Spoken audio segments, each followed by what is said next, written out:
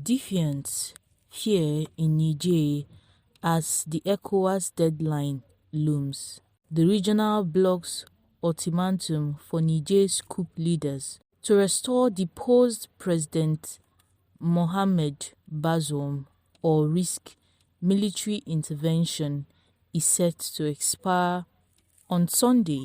Yeye Issoufou has joined pre-coup demonstration in Niger 3 times since members of the Presidential Guard seized power in the West African country on July 26. Numbering in their hundreds, the crowds have marched through the streets of Niger's capital, Niamey, singing songs and waving placards hailing the country's self-declared new leader, Nchiani. The bold imperialist France, as well as the Economic Community of West African States, which has threatened to intervene military and restore the deposed President Mohamed Bazoum. Issoufou, who works at Agremet, a climate institute in the capital, is frustrated by insecurity, corruption and worsening economy in landlocked Niger.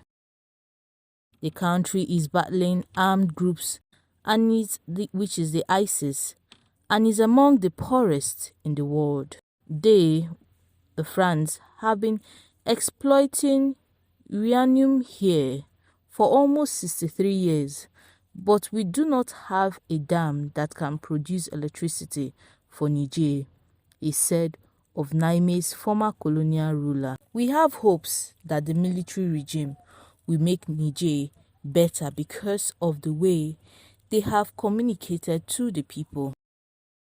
They said they have established other strategies to grow our economy.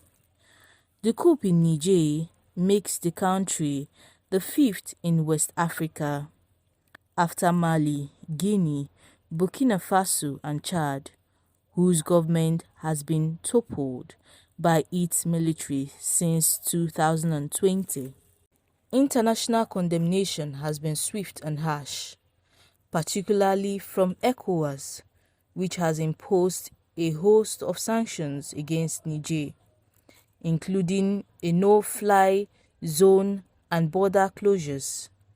Neighboring Nigeria, which supplies 70% of Niger's electricity, has also cut off the power supply, plunging the 25 million strong populations into darkness. The regional bloc also gave Niger's military a 1-week ultimatum to reinstate Bazoum by August 6 or risk military intervention. In a last-ditch attempt at diplomacy, Nigeria on Thursday sent a delegation led by former military leader Abdul Salami Abubakar, who handed over Nigeria's power to a civilian in 1999, to negotiate with Niger's coup leaders. But Nchiani refused to meet the delegation, and Nigeria's President Bola Ahmed Tinubu on Friday requested parliamentary approval for military intervention. An ECOWAS spokesperson has told our reporters in Abuja on the same day that the defense chiefs from the regional bloc have worked out all the elements that will go into any eventual intervention, including the resources needed, the how and when we are going to deploy the force. France, meanwhile, has also voiced support for the bloc's efforts, with the ECOWAS issued ultimatum set to expire on Sunday. Uncertainty looms over Niger, with millions of Nigerians now facing the prospect of war and hardship. With the ECOWAS issued ultimatum set to expire on Sunday, uncertainty looms over Niger, with millions of Nigerians now facing the prospect of war and hardship.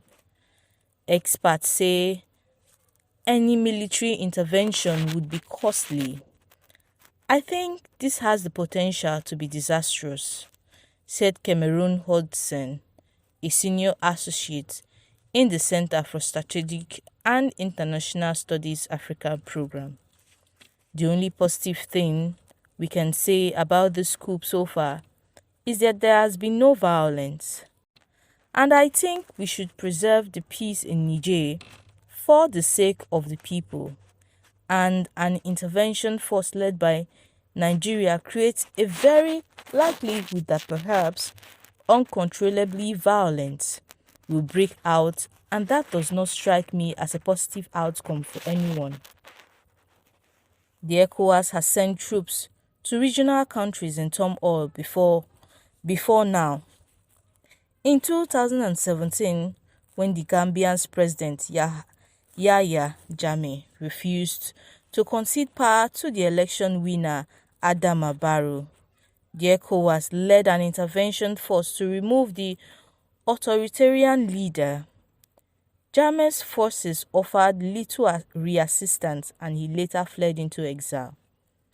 But what was relatively straightforward in the Gambian 7 years ago will be much more complicated in Niger, with military leaders in neighboring Mali and Burkina Faso backing Chiani and declaring that any intervention against Niamey will be considered a declaration of war against their nations.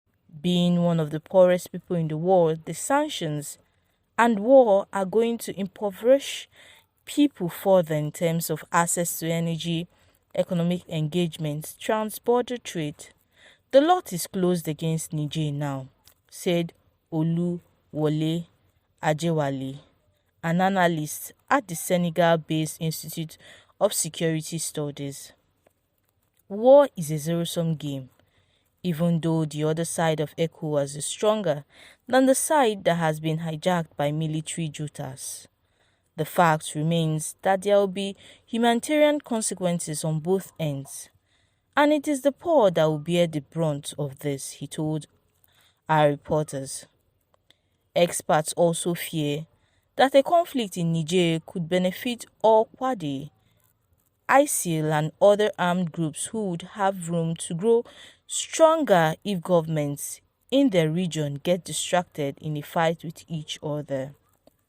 Any conflict with us will also have severe humanitarian consequences. Niger, the 7th largest producer of uranium, ranks 189th among 191 countries in the 2022 United Nations Human Development Index. The sanctions that have already been imposed, as well as an eventual war, will only thrust more hardship on everyday Nigerians already battling climate change, poverty, and attacks from armed groups. Niger's coup leaders have also courted Russia, reportedly seeking help from Russian mercenary group Wagner, which sent troops to Mali after the military coup there. These ECOWAS forces are not trained for this mission.